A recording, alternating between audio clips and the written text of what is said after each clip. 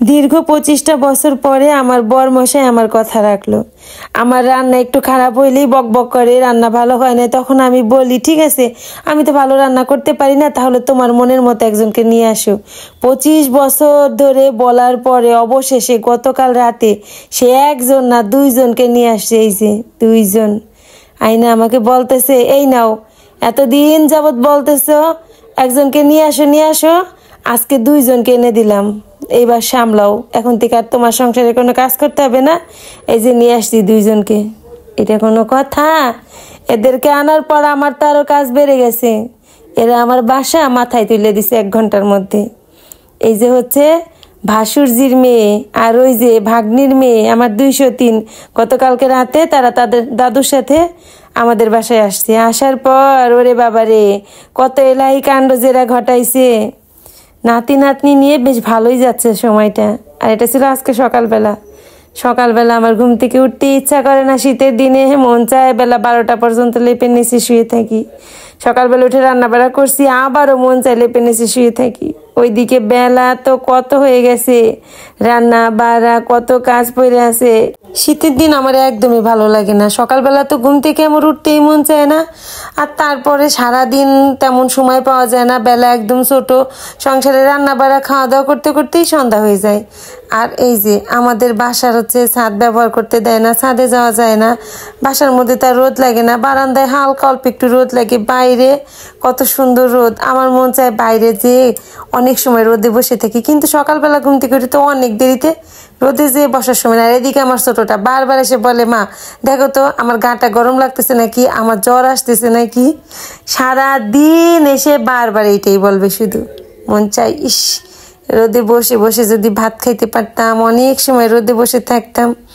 দেখেন কি ভালো লাগে রোদটা, কিন্তু উপায় নাই।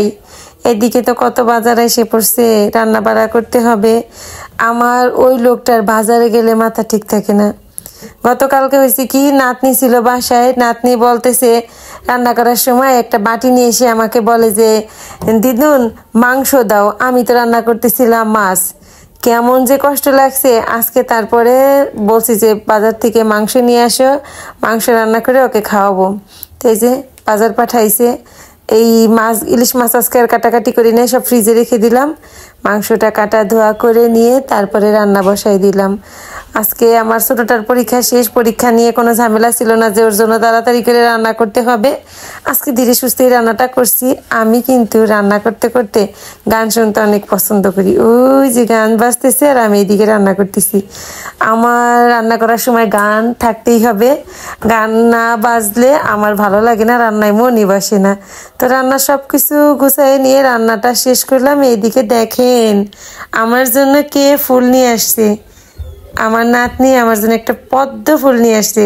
বোধহয় এটা তার দিদামণির গাছে হয়েছে ফুলটা, সে নিয়ে আসছে হাতে করে। এই না আমাকে বলতেছে, দিদুন না, ফুলটা তোমার জন্য। তার দাদুর তো কোনোদিনও আমাকে একটা ফুল গিফট করে নাই, তাও সে আমাকে একটা ফুল গিফট করলো। তোমার নাতনির কাছ থেকে তোমার শেখা উচিত ফুল কিভাবে দিতে হয়।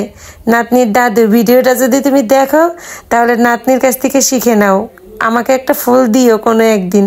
আর এদিকে আমার বড় ছেলে আবার কি করছে, আমি রান্না সব কিছু গুছাই নিয়ে রান্নাটা করতেছি, আর হঠাৎ করে বলছে, মা তুমি যাও তো, আমি মাংসটা কষাই, আমি ঝোল করে দিই, তুমি যাও, তুমি বাকি কাজগুলো করো। আমার বড়টা রান্না করে ঢুকছে, সাথে এই যে ছোটটা আছে, আর এই যে তাদের ভাগ্নের দুষ্টামি তো আছেই, 3 জনে একসাথে। তো এদিকে বড়টা রান্না করছে, ছোটটা যে বলছে, দাদা আর কত সময় লাগবে রে তো রান্না করতে। আর ওইদিকে দেখেন মাংস কষানো হয়ে গেছে, পরেই সে আগে 1 পিস খাওয়া শুরু করছে। ছোটটা আবার পেছন থেকে বলতেছে, কি রে কষানো মাংস তুই খাইতেছিস, আমাকে একটা তো দে।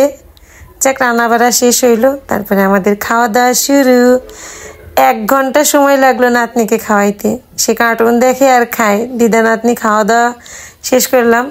ছেলেদেরকে তো আগেই খেতে দিয়ে দিছে, ওরা খাওয়া দাওয়া শেষ করছে।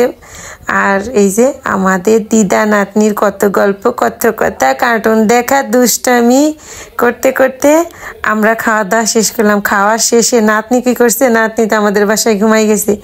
পরে নাতনির জন্য আর বের হইতে পারতেছিলাম না।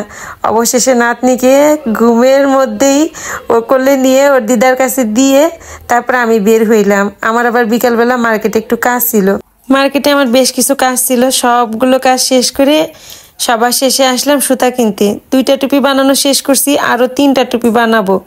তো সুতা কিনে নিলাম। 2টা টুপি একই কালারের বানাইছি, তো ভাবছি বাকি কয়টাও একই কালারের বানাবো। সুতা কিনা শেষ করে এরপর আমি আসলাম জনতা ব্যাংকের মোড়ে। আমি যাব আমার প্রিয় জায়গাটাতে। গত কয়েকদিন হইলো এখানে আসি নাই, আমার একদমই ভালো লাগতেছিল না। আজকেও ভাবছিলাম যে আসতে পারবো না। নাতনিকে খাওয়ানোর পরে নাতনি আমাদের ঘরে ঘুমাই যায়। পরে আমি কি করি, নাতনি তো 1 ঘন্টা হয়ে গেছে ঘুম ভাঙে না।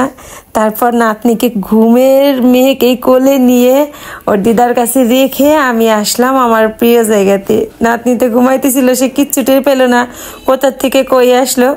ওর দিদাদের ঘরে ঘুম পাড়াই দিয়ে আমি আসলাম এই যে 4তলায় আমার প্রিয় জায়গাতে। এইটা তো সবই ভালো লাগে, শুধু 4তলায় উঠতেই কষ্টটা লাগে। তারপরে এখানে আসলাম, 2টা ঘন্টা নিজের জন্য সময় ব্যয় করলাম। এই সময়টুকু শুধু নিজের জন্য। আমার শরীর মন দুইটাই অনেক অনেক ভালো থাকে এই জায়গাটা আসলে। এই জায়গাটা আসলে আমার যে কত ভালো লাগে এটা আমি আপনাদেরকে বলে বোঝাইতে পারবো না। তো আজকের মতো ভিডিওটা এই পর্যন্তই। আমার সারাটা দিন কিভাবে কাটলো তার সবটাই আপনাদের সাথে শেয়ার করলাম। ভালো থাকবেন সবাই।